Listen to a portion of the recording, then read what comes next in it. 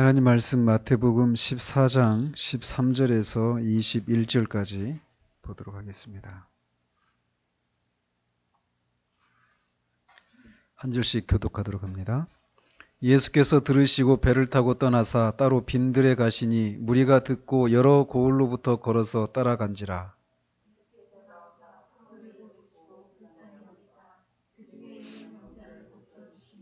저녁이 되매 제자들이 나와 이르되 이곳은 빈들이요 때도 이미 저물었으니 무리를 보내어 마을에 들어가 먹을 것을 사 먹게 하소서. 제자들이 이르되 여기 우리에게 있는 것은 떡 5개와 물고기 2마리뿐이니이다.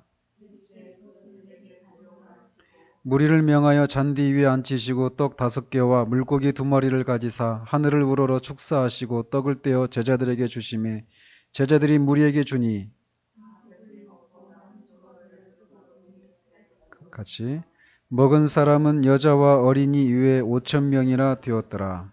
아멘. 지난주에는 쓸쓸한 죽음처럼 보이는 세례 요한의 죽음이 결국 그렇지 않다라고 하는 내용에 대해서 우리가 살펴보았습니다. 오늘은 소위 오병이어의 기적이라고 하죠. 물고기 2마리와 떡 5개. 이 오병이어의 기적에 대해서 우리가 살펴보는데 이 사건은 마태, 마가, 누가, 요한 이 사복음서 모두에 실려있는 내용입니다. 그만큼 중요한 내용이라는 것이고 또 특히 요한복음은 이 사건에 대해서 그 바로 다음날 주님께서 이 떡을 먹이신 이 사건이 결국 어떤 의미가 있는지를 이제 주님의 이 죽으심과 관련해서 또 이렇게 풀어내시는 그런 긴 강론이 이렇게 같이 있는데 그 요한복음을 이제 강의할 때 그 내용들을 더 살펴보도록 하고 일단은 이 마태복음에 충실해서 살펴보도록 합니다. 이제 필요하면 요한복음도 가끔씩 언급하면서 같이 말씀을 살펴보도록 합니다. 13절에 보면 예수께서 들으시고 라고 이렇게 되어 있습니다. 그러니까 예수님이 이 소식을 누구로부터 들었느냐면 이 마가복음이나 누가복음에 보면 예수님께서 이 제자들로부터 이 소식을 들은 것으로 이렇게 보여집니다. 지난주에도 말씀드렸지만 제자들이 헤롯이 헤롯의 그 관할 지역에서 예수님이 사역을 하셨단 말이에요. 갈릴리에서. 그런데도 1년이 지날 정도로 예수님의 이 소식을 못 듣고 있었단 말이죠. 그런데 이제 예수님의 제자들이 이제 마을 곳곳에 막 가면서 이적을 행하고 막 그런 일들을 들으면서 예수님의 소문을 이제 듣게 된 것이죠. 그러면서 제자들을 통해서 예수님은 이제 이 세례 요한이 죽었다는 죽었는데 그 죽은 세례 요한이 예수님에게 들어가서 그 권능이 예수님을 통해서 나타나는 것이다라고 하는 이렇게 헤롯이 그렇게 생각한다는 얘기를 들었어요. 그리고 또 누가 얘기하면 헤롯도 그 예수님을 보고 싶어 한다라고 하는 얘기를 들었습니다. 그래서 예수님은 사랑하는 동역자였던 세례 요한이 죽은 것과 함께 또 이 제자들도 지금 전도 여행을 다녀왔단 말이죠. 그래서 사람들과 이렇게 같이 있으면서 좀 쉼이 없는 그런 상황이었기 때문에 그 쉼을 필요로 하는 그런 상황이어서 이제 주님께서 그곳을 떠나서 한적한 곳으로 갔다라는 겁니다. 요한은 이 일이 6월절이 가까운 때였다라고 이렇게 말을 하고 있습니다. 그러면서 주님은 이렇게 무리를 떠나서 한적한 곳으로 가고 싶으셨는데 그곳이 누가와 요한에 의하면 거기 있는 빈들은 디베랴 갈릴리 바다 건너편에 있는 벳세다라고 하는 그런 고을이었다라고 얘기하고 있습니다. 여기 마태복음에는 이 빌립이라고 하는 제자 이름이 나오지 않는데 요한복음에 보면 예수님께서 이 빌립에게 얘기를 하시는 게 나오거든요. 이 상황을 빌립이 알리거든요. 주님께. 근데 빌립이 바로 이 벳세다 사람입니다. 그래서 이 벳세다 이 고을의 특징을 잘 알고 있죠. 그래서 벳세다에게 이제 바로 빌립에게 그런 얘기를 하는 것인데 이 벳세다라고 하는 이 이름은 이 로마 황제 아구스토의 딸의 이름이라고 합니다.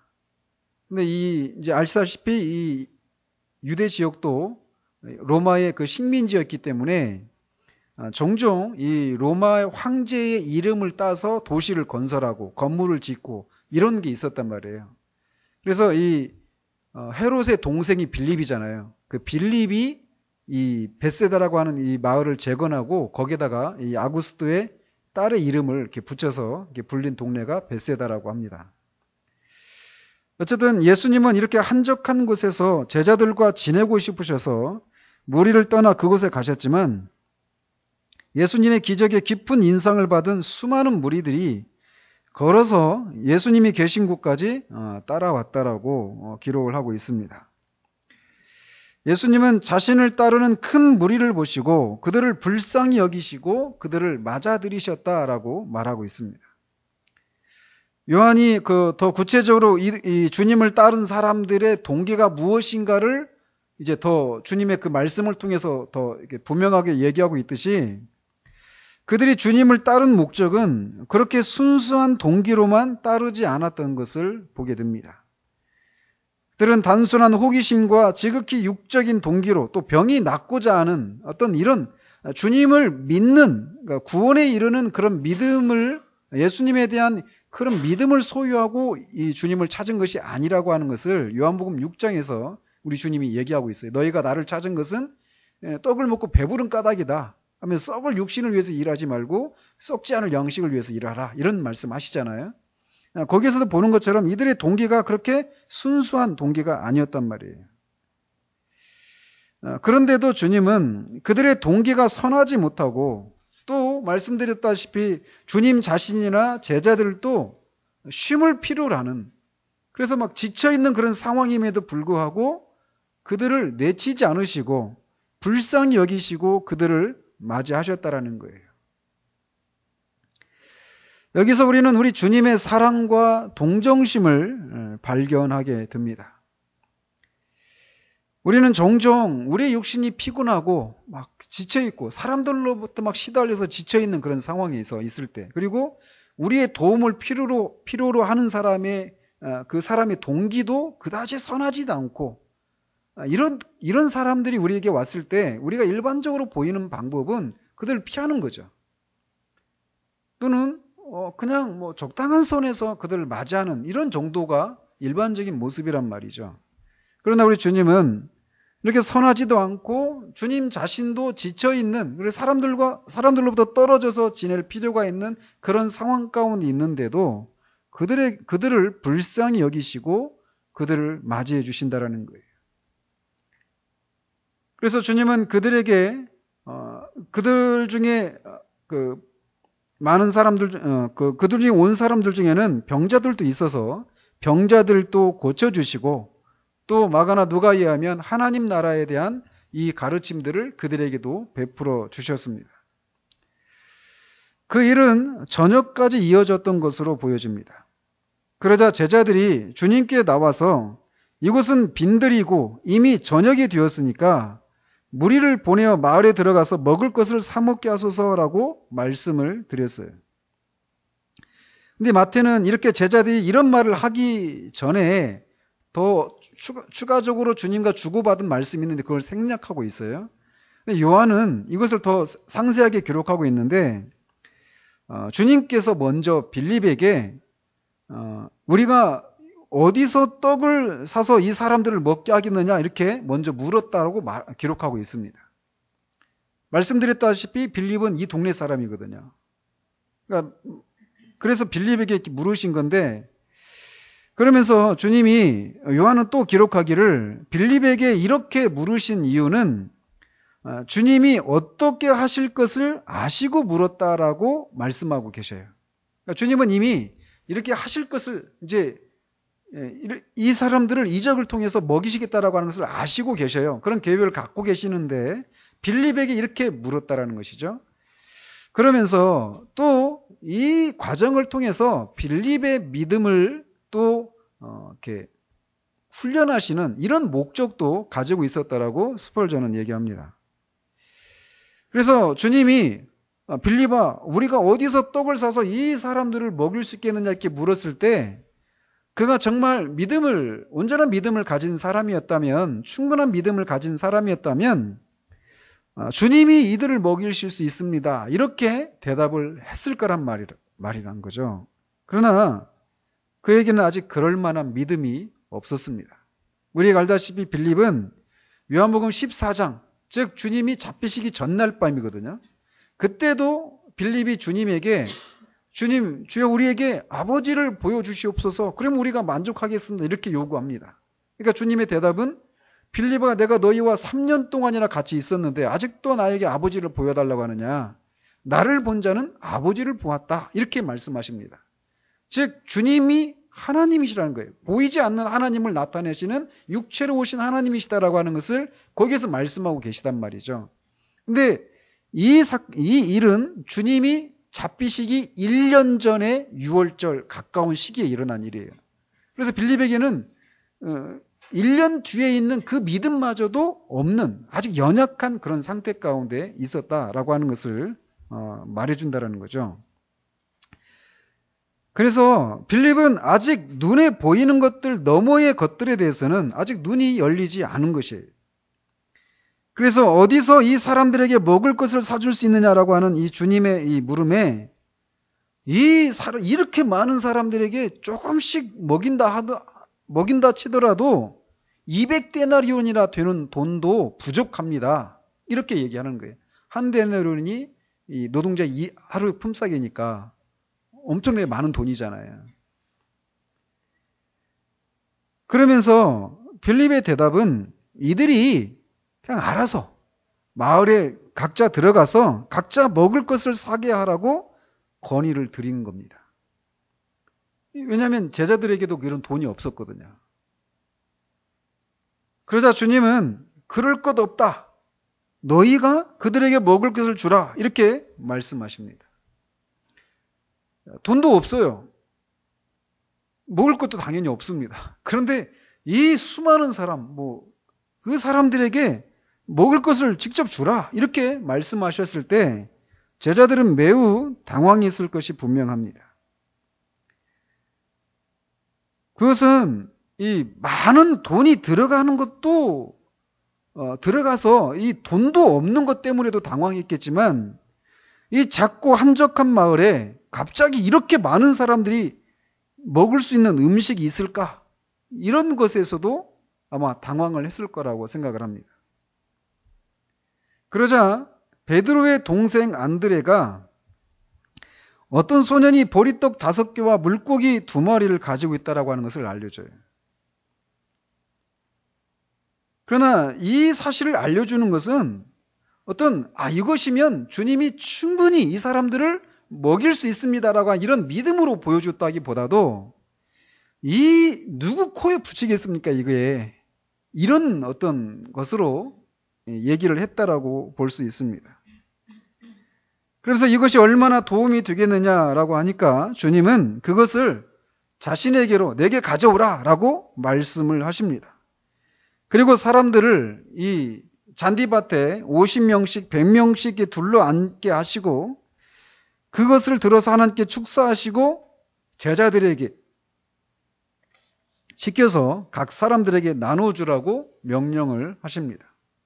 그러자 우리가 알다시피 놀라운 일이 벌어졌어요.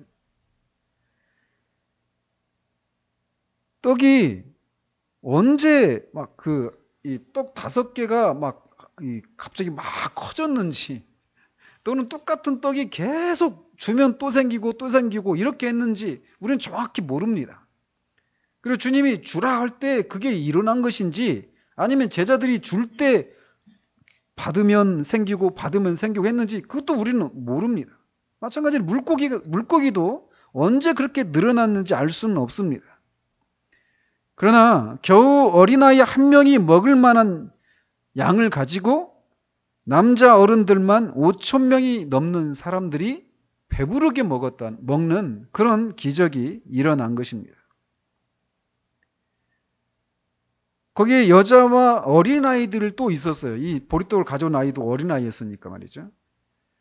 그러니까 뭐 사람이 얼마나 많았을지 어떤 최소한 5천 명 이상이 훨씬 큰 많은 사람들인데 그 사람들이 충분히 먹고도 남았다라는 거예요. 그리고 12바구니에 남은 그 떡과 물고기를 이렇게 거두었다라고 얘기하고 있습니다. 제자 한 명에 한 바구니씩 12바구니를 거둔 거예요. 이것에 대해서 우리야 뭐 여기 있는 우리들이야 이것을 그냥 문자 그대로 정말 그런 이적이 일어났다, 기적이 일어났다 이렇게 봤지만 오늘날 성경에서 기적을 제외해야 한다고 믿는 그런 사람들이 있습니다. 현대신학자들이 있는데 그래서 이것을 실제로 일어난 기적으로 보지 않고 그냥 소년이 자기가 먹을 것인데 이거를 자기만 먹지 않고 어떻게 그냥 이렇게 줬다라는 거예요. 조금이라도 좀 같이 나눠 먹자고. 그러니까 그 소식을 듣고 사람들이 그 소년의 따뜻한 마음에 감동해가지고 안 먹고도 막 배부른 것 같이. 이런 것을 이렇게 좀 감동적으로 이렇게 묘사를 해놓은 것이다. 이렇게 하면서 이것을 이적이 아니다라고 말하는 사람들이 있습니다. 그러나 주님은 나중에 이 제자들에게 이 바리새인들의 누룩을 조심하라 이런 얘기 하시면서 그 말을 못 알아들었을 때 제자들이 그 바리새인들의 교훈을 조심하라 이런 얘기했잖아요. 그 외식하는 거 이런 것들을 조심하라 이런 말씀이었는데 제자들이 그 말씀을 이해하지 못했을 때 주님이 이 사건을 다시 상기시키십니다. 그래서 보리떡 5개와 물고기 2마리로 5천 명을 먹일 때 얼마나 남았느냐 이렇게 물으시거든요.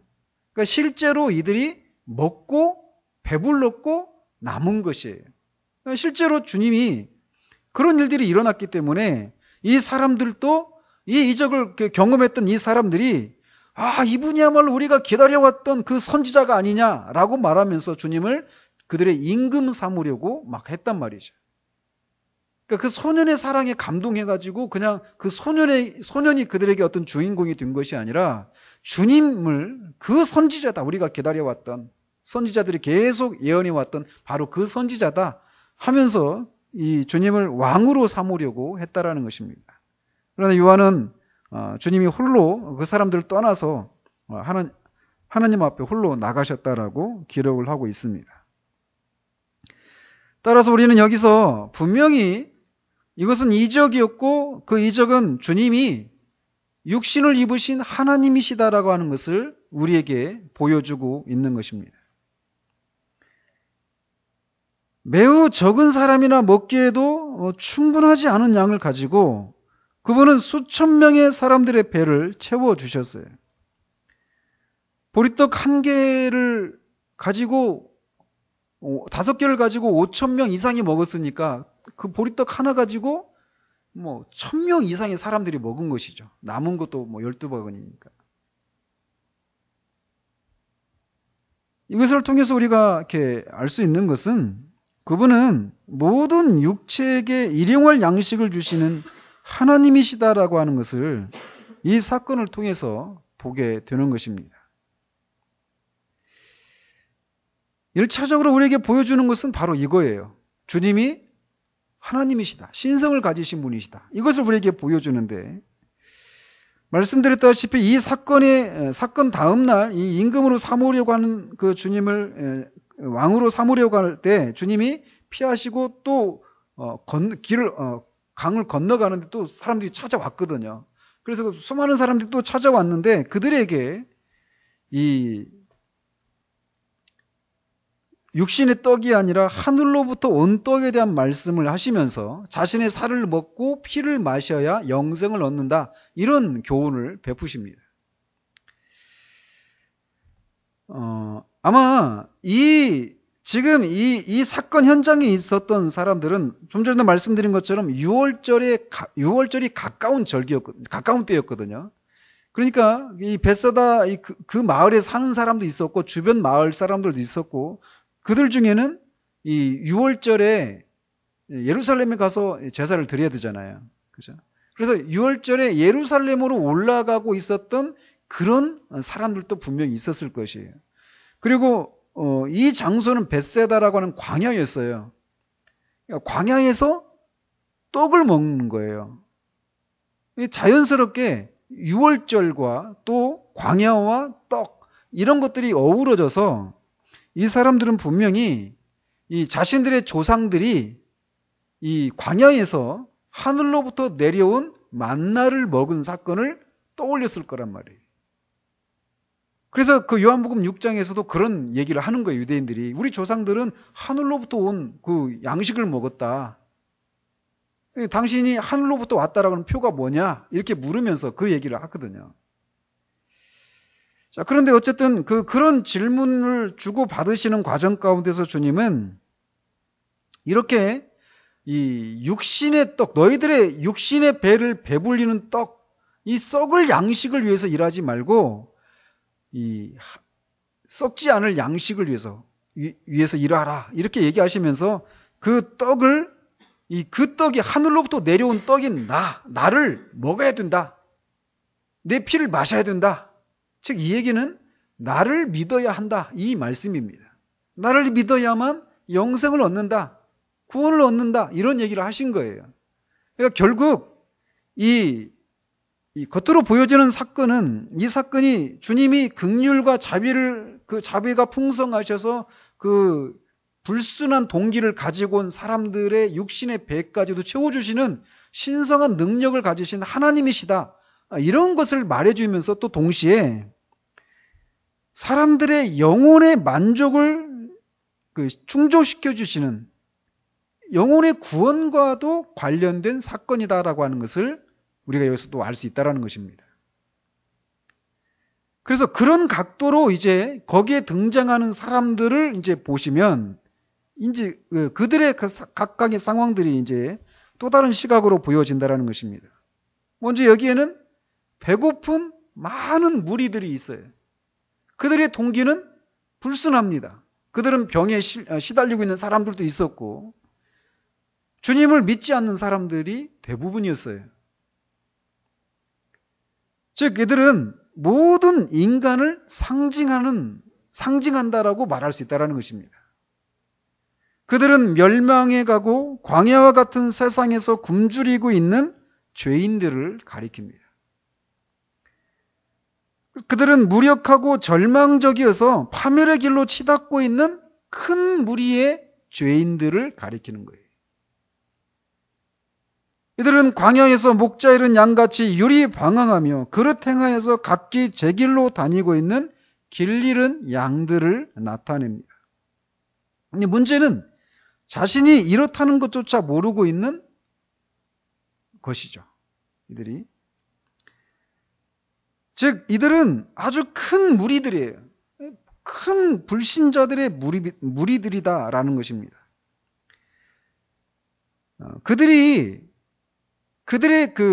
주님께로 와서 육신의 배를 채울 수 있었던 것처럼 그들의 영혼의 문제도 주님께로 와서야 그 문제를 해결할 수 있다라는 것입니다. 그런데 그들의 주린 배를 채워준 것은 보리떡과 물고기예요.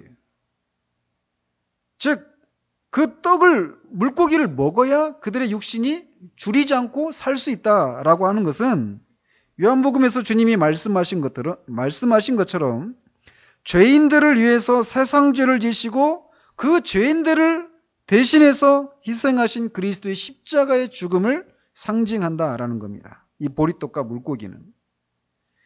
그래서 십자가에 못 박히신 예수 그리스도는 하늘로부터 내려온 산떡이고 생명의 떡이다라고 말씀을 하시는 거예요. 그래서 이것을 먹는 자마다 줄인 영혼의 배를 채우고 영혼의 소성함을 입을 수 있다라는 겁니다. 떡과 물고기로 그들의 육신이 배불림과 같이 그리스도를 믿는 자들은 그 영혼이 소성하고 배부르게 된다라는 겁니다. 자, 그런데 주님께서 이렇게 굶주린 사람들의 배를 채워주시는 이 일을 하시면서 주님이 직접 말씀으로 그냥 떠가 있어라 하면 얼마든지 가능하단 말이에요. 그죠? 그리고 돌들을 명해서 사탄이 시험했던 것처럼 이 돌들을 명해서 떡을 만들어 먹어봐라. 이렇게도 그렇게 할 수 있었던 것처럼 얼마든지 그럴 수 있어요. 그런 능력이 있어요. 즉 그분이 주님의 일을 하심에 있어서 주님이 얼마든지 주님의 능력으로 주님 홀로 이 일을 하실 수 있단 말이에요. 영혼을 구원하는 일들을. 그런데 어떤 방식으로 이 줄인 영혼들을 채우시냐면 제자들을 사용하신다는 겁니다. 그리고 제자들이 가지고 있는 이 적은 것들, 보리떡과 이 물고기, 아주 진짜 누구 코에 붙이겠습니까? 라고 말할 수밖에 없는 그런 적은 것들을 가지고 사용하셔서 그런 일들을 하신다라는 거예요. 따라서 우리가 여기에서 또 이제 교훈받게 되는 것은 우리에게 이 사명이 있다라는 겁니다. 자, 주님이 이 떡을 축사하시고 나서 제자들에게 그 떡을 주죠. 벼고니채. 그걸 가지고 와서 무리들에게 나눠주는 거예요. 그런 것처럼 주님의 제자된 우리들에게 이런 사명이 있다라는 것입니다.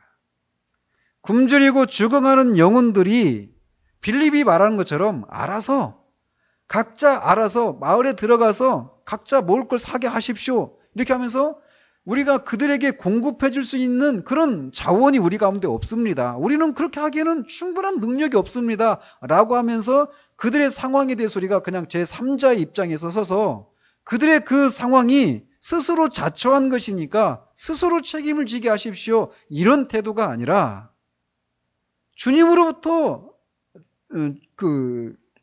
주님께 우리가 그 생명의 떡이신 주님으로부터 받아서 이들에게 생명의 떡이신 그리스도를 전하는 일들을 해야 된다라고 하는 것을 우리가 여기서 배우게 된다라는 거예요. 제자들은 항상 이런 식이었습니다. 여기서도 자신들이 이 사람들을 다 책임질 수 없다. 이런 생각이 드니까 이들을 떠나 보내십시오. 그냥 각자 알아서 구입하게 하십시오. 이렇게 얘기했어요. 그리고 어떤 여인이 막 시끄럽게 와서 막 떠들고 방해하니까 여자를 이렇게 떠나가게 하십시오. 보내십시오. 이런 얘기도 하죠. 아이들이 부모 와가지고 아이들이 막 오니까 애들을 보내라고 막 화를 내기도 하잖아요. 그러니까 제자들이 항상 그런 태도였단 말이에요. 그러나 주님은 보낼 것 없다. 너희들이 줘라. 먹을 걸 줘라. 이렇게 말씀하시는 거예요. 그걸 어떻게 줍니까? 제자들이. 주님으로부터 받아야 돼요. 주님으로부터 받아서 이 사람들을 그들의 그 줄인 영혼을 채우고 그들을 주님께로 인도하는 그 일이 우리들에게 주어져 있다라는 것입니다. 그런데 주님이 또 우리가 여기서도 주목해야 될 것은 무엇이냐면 주님이 여기서 말씀하시는 것은 이렇게 너희들이 먹을 걸 줘라 하니까 제자들이 그러니까 어떻게 보면은 이 믿음으로 반응한 게 아니라고 말씀드렸잖아요. 여기 우리에게 이렇게 보잘것없는 것밖에 없습니다. 이런 거예요. 이게 누구 코에 붙이겠습니까? 이런 겁니다. 자, 그런 것처럼 우리가 영혼들에게 사람들에게 이 굶주린 그런 많은 불신자들에게 생명의 떡이신 그리스도를 먹게 하는 그 일을 우리에게 하나님이 맡기셨는데 주님이 맡기셨는데 그 일을 감당함에 있어서 우리 스스로 이 제자들처럼 이것이 어디 누구 코에나 부시겠습니까? 이렇게 말하는 것처럼 나 같은 이렇게 말주변도 없고 많이 배우지도 못했고 뭐 뛰어난 능력도 없는 내가 무엇을 할 수 있겠습니까? 라고 하는 생각을 가질 수 있다는 거예요. 그러나 주님은 그것을 내게 가져오라고 말씀하시는 거예요. 이렇게 작은 능력밖에 없는 작은 아주 보잘것없는 은사밖에 없는 내가 이 영혼들을 위해서 무엇을 할 수 있겠습니까? 이게 아니라 그 작은 것 내게 가져와라 라는 거예요. 주님, 나는 영혼들을 위해서 드릴 수 있는 시간이 정말 많이 없습니다. 그런데 주님은 그 작은 시간이라도 내게 가져와라 말씀하시는 거예요. 주님, 저는 뭐 많이 막 활발한 그런 성격도 아니고 또 지금은 많이 이제 나중에 우리가 다 늙을 거 아니에요. 막 늙고 병들어서 제가 뭘 할 수 있을까요? 얼마든지 우리가 우리의 마음을 우리의 기도라고 하는 것을 통해서 얼마든지 이 영혼들을 위해서 주님께서 우리의 기도라고 하는 것, 보리떡과 물고기를 사용하셔서 이런 일들을 하실 수 있다라는 거예요. 우리의 재물이 너무 없어요. 물질이 너무 없어요. 이런 내가 주님 영혼을 위해서, 영혼 구원을 위해서 무엇을 할 수 있을까요? 내가 드리는 이 헌금이 어디에 쓸 수 있을까요? 적은 것이라도 가져오라는 겁니다. 주님의 손에 붙들리면 아무리 작은 것이라도 그것이 우리가 상상할 수 없는 그런 일들을 하는데 사용되어진다는 거예요. 저는 요즘 교회를 위한 그런 기도회를 하면서도 계속 그런 마음이 계속 들어요. 우리들의 모습을 보면서 기분 나쁘실지 모르겠지만 정말 우리들의 면면을 보시면 우리가 뭐 가진 게 있습니까? 우리가 읽어보세요. 그 전기에 나오는 분들 그 삶을 보세요. 그들이 얼마나 정말 하나님이 이만하니까 쓰시는구나 할 만한 그런 요소들이 있는 분들이니까 전기를 쓰는 거예요. 근데 하나님 나라에 있어서 영혼 구원의 역사는 꼭 그런 사람들만을 통해서 일하시지 않는다라는 거예요. 부흥에서 읽어보셨죠? 아주 제임스 맥퀼킨 그 사람 아느냐고 물어요. 로이 존스가. 부흥의 역사에 있어서 제임스 맥퀼킨 이 사람이 누구인지 몰라요. 아무도 모릅니다. 그런데 그 한 사람 아무도 모르는 그 무명의 한 사람이 시작한 그 기도회를 통해서 그 지역에 부흥이 임하는 거예요.